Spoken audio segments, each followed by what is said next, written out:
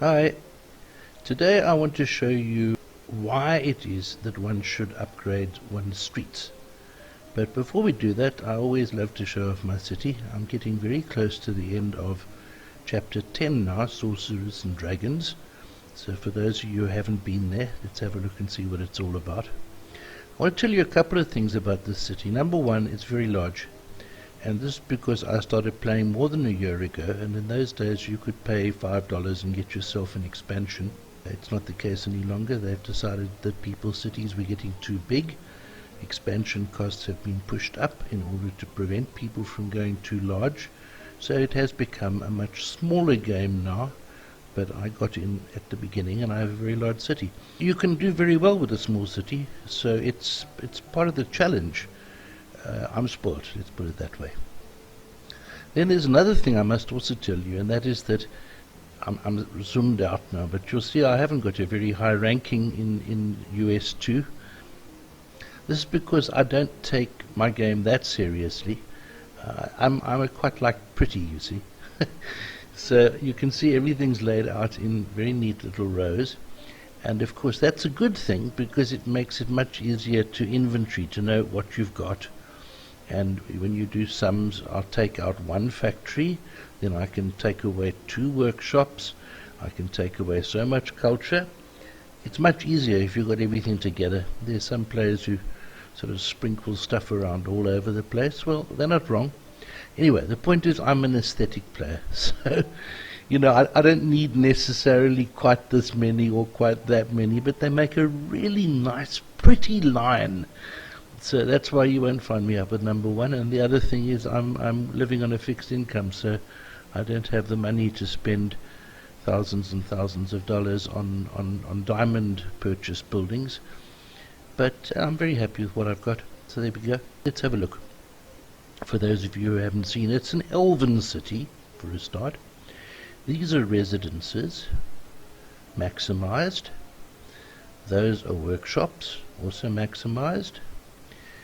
Once you get beyond Orcs and Goblins chapter, you need a substance called mana. It's used for all kinds of things, tech upgrades and building upgrades and so on and so forth.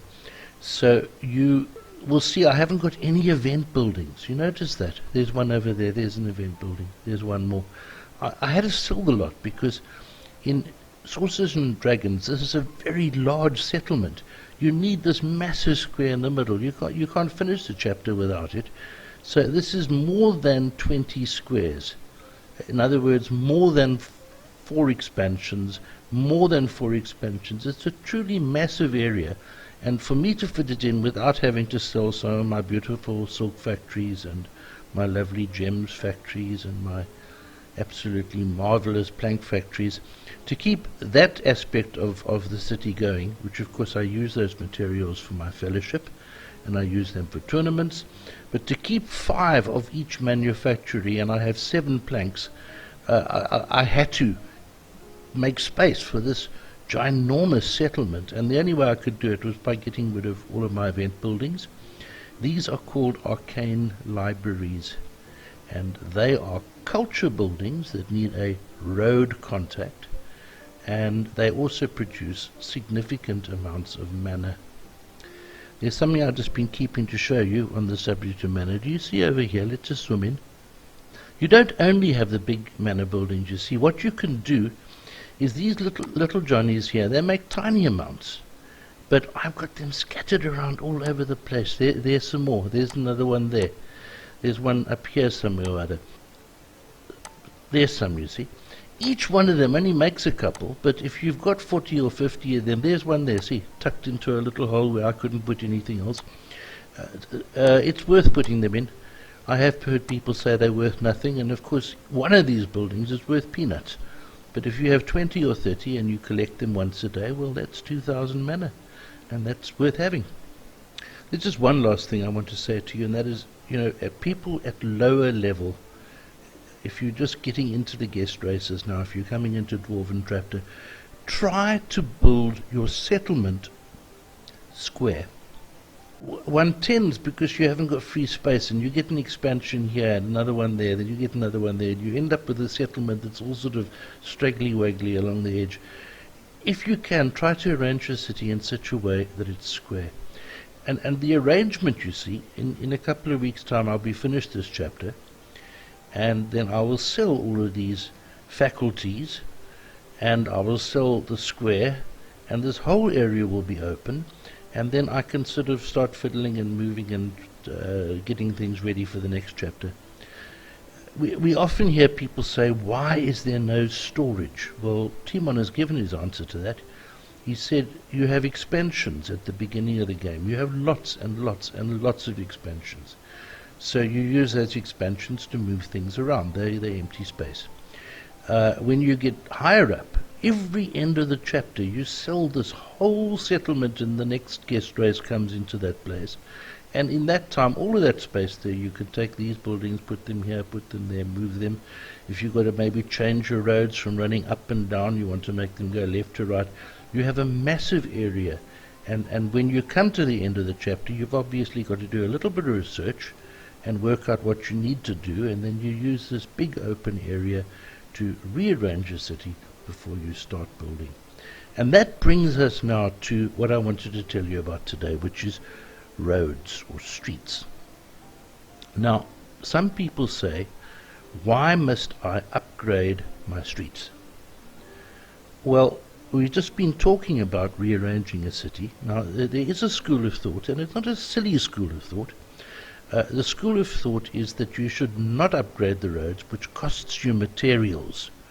You must rather keep the silly little, what are they called, boardwalks or whatever they're called, simple paths I think they're called. Keep your simple paths, and then every time it's time to rearrange your city, then you sell all your roads, a whole lot of them. And I've counted this up.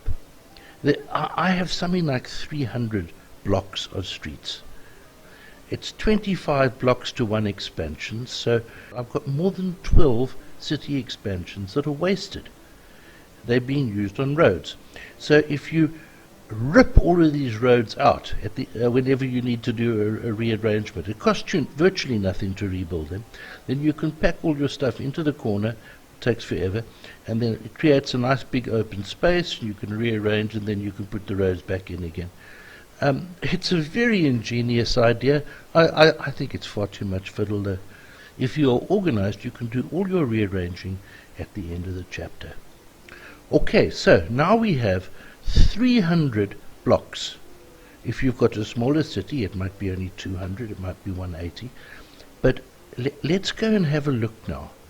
We're going to go to the wiki. And I just want to remind you about this button over here. Don't forget that. You see, if you press that button, it will take you to the wiki. The wiki has got all of the information about the game you ever had to need.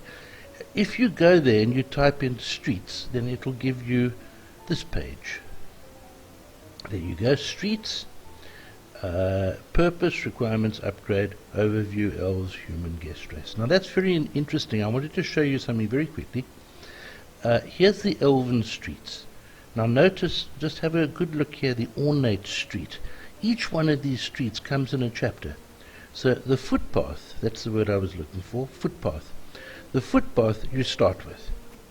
In chapter 3 you get simple trail, in chapter 4 cobble road, and in chapter 5 ornate street.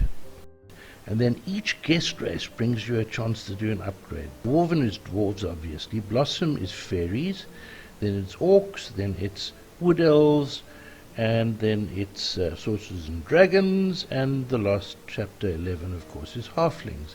Now just look here in the elf street, see, there's an ornate street and there's a dwarven street. Get a mental picture of those, and you'll see when we go and look at human, you have a luxury street and you have a different shape of dwarven street. It makes no difference, they're identical. There's not a big difference at all, but just so that when you look at my city you don't get confused in some of these videos, because if you're a human you'll have a different look of street, but they're the same. I've taken screenshots of that thing we just looked at now in the wiki, because it's too much to go on one page. So there you see, there are your upgrades that you will go from footpath, simple trail, blah blah blah, each chapter going up. And what I want to show you now, look, the footpath doesn't give you any culture at all. See? The simple trail gives you 10. When you go to the next chapter, you can increase that to 20, and you don't have to sell your roads. You can build a new road straight on top of the old one. So, with my 300 squares in my city, if I was having only simple trails, then I would have 3,000 culture, which is not to be sneezed at, but it's not a lot. Going up in increments, now I have already taken all my streets to greenery streets. Those are wood elf, 95. 95, let's call it 100 just to keep the math easy.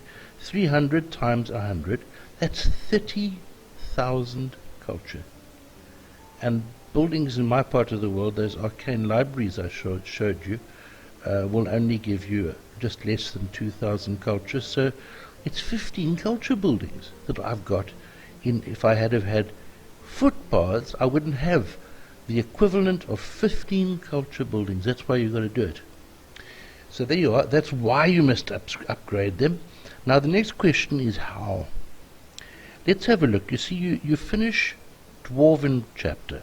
That's your first guest race chapter. And here your streets don't cost materials and supplies and coins. Now you need granite and you need copper. And then in fairies you will need ambrosia and you will need night thingamabob. Each guest race requires its own materials to build its streets. So people often say to me, well, I'm finished dwarves, I'm going into fairies. People tell me, make some extra granite, make some extra copper, then I can upgrade my streets. It's a common question. Why must I do it, they ask? Because blossom streets I can do in fairies. So why should I go from 30 to 49 using a lot of granite and copper when in fact I could actually get them to 63 a week later, you see? Now here's the point I want to make, and that is that ambrosia is extremely difficult to make.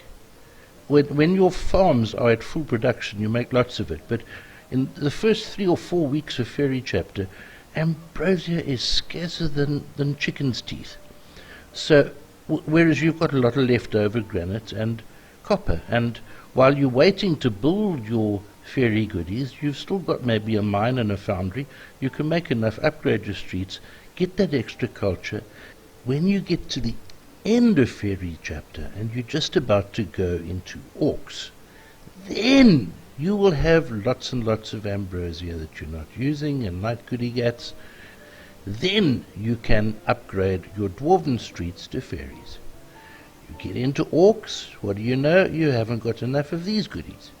What do? You live with your fairy streets. When you get to the end of orcs, your orc settlement is now making plenty goodies. Then you upgrade your fairy streets to orc. That is the rule. So materials are scarce at the beginning of any new guest race chapter. So you upgrade to the previous chapter, wait till the end of the chapter and upgrade there. Okay. Well, the video is getting long. I think I must say goodbye to you now.